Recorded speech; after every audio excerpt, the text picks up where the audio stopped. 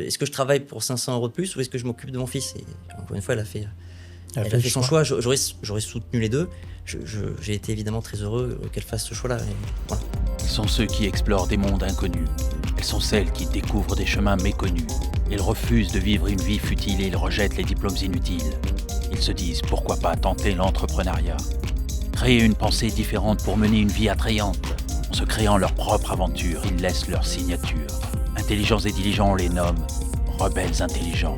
À tous ces iconoclastes, bienvenue dans votre podcast. Et du coup, ça a beaucoup facilité votre mobilité? Ça a facilité énormément notre mobilité parce que déjà on était en accord là-dessus. Je peux te faire aussi un retour sur elle parce que ce choix-là n'est pas compris par les femmes déjà et dans notre société aussi. C'est-à-dire que de se consacrer aux enfants, tu veux dire. Ouais.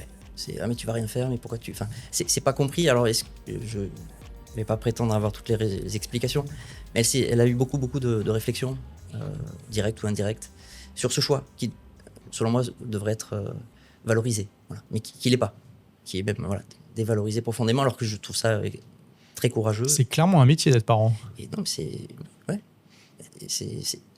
difficile, c'est peut-être la seule vérité. C'est complexe, technique, les enjeux sont importants. Oui. Parce que bon, des enfants qui ont une mauvaise éducation, ça n'a pas un effet positif sur leur vie, ni sur la vie des autres avec qui ils sont en contact. Et puis c'est ta lignée aussi, donc je veux dire, c'est tes gènes et ma lignée débutante. et du coup, comment vos familles respectives ont réagi quand vous leur avez annoncé que vous alliez partir? Parce qu'il n'y a pas que la famille, tu vois, interne, il y a aussi les grands-parents. Je sais pas si tu as des frères et sœurs. Tu vois, tout ça, c'est aussi une communauté parfois qui est difficile à quitter. Bien sûr, ils n'ont pas compris. Ouais. Non, ils ont. Là, ils commencent, j'espère, un peu à comprendre, mais non, ils ont... Au bout de 5 ans? Ils n'ont pas compris. Je crois, mon choix d'arrêter la chirurgie, voilà. Ça a été, même au sein de ma famille, c'est pour ça que je ne cherche plus à convaincre. Personne n'a envie d'être un convaincu. Parce que même ma propre famille, j'ai pas pu... C'est marrant parce que convaincu, c'est un convaincu, en fait. C'est pour ça que j'ai dit... C'est vrai, oui, c'est drôle, oui. Et donc, voilà, ça explique pourquoi j'ai arrêté. C'est pas mon combat, voilà. J'essaie de protéger les miens déjà. Voilà, ma femme, mes 2 enfants. Et heureusement, j'ai des parents très compréhensifs, que j'estime très intelligents et qui m'aiment suffisamment pour respecter ce que j'ai fait. Y compris, c'est pareil, je sais qu'ils ont dû avoir des réflexions de leur entourage. Bon, ils m'en ont pas tenu rigueur. Et j'ai toujours de très très bonnes relations avec eux, même si voilà, ils n'ont pas soutenu et ils soutiennent toujours pas, je pense, le choix que j'ai pu faire il y a 4 ans. Maintenant, ils me voient, encore une fois, sur ce chemin, rencontrer des gens intéressants, m'épanouir, me transformer. C'est pour ça que même si mon identité est morte en partie, en fait, elle se métamorphose. Et le chirurgien que je suis, que j'étais, fait toujours partie de moi, notamment dans le processus de décision. Parce que la chirurgie, ça m'a appris à décider. Voilà. Et ça se transpose facilement en finance. Voilà. Et là, on voit aussi quelque chose d'important pour les gens qui veulent partir, c'est que tout le monde ne va pas comprendre la démarche.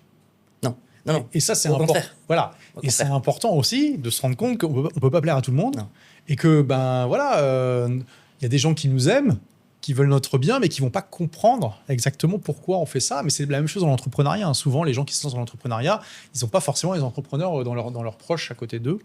Et il ne faut pas comprendre mais pourquoi tu quittes ton CDI, pourquoi tu fais ci, pourquoi tu fais ça.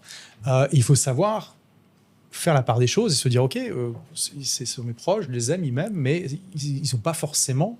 ils ne sont pas dans ma tête et ils ne comprennent pas ce que je fais, mais ce n'est pas grave, je vais quand même le faire. Ils vont même projeter, je vous le dis, ils vont même projeter leur peur. Oui, complètement. Sur vos choix. Voilà.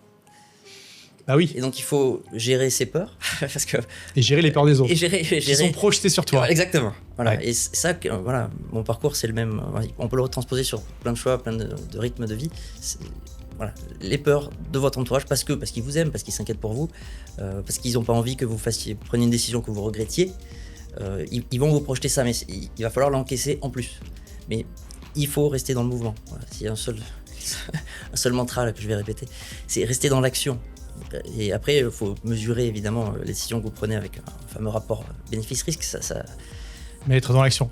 Voilà, et le fait de faire une expérience comme toi tu l'as fait, ça permet justement de dépasser aussi tout ça plus facilement. Tu peux te dire à tes proches, mais je pars un an, on verra bien. Ok, peut-être que je vais revenir, peut-être pas, mais y a pas, les enjeux ne sont pas si démentiels que ça en fait. Non.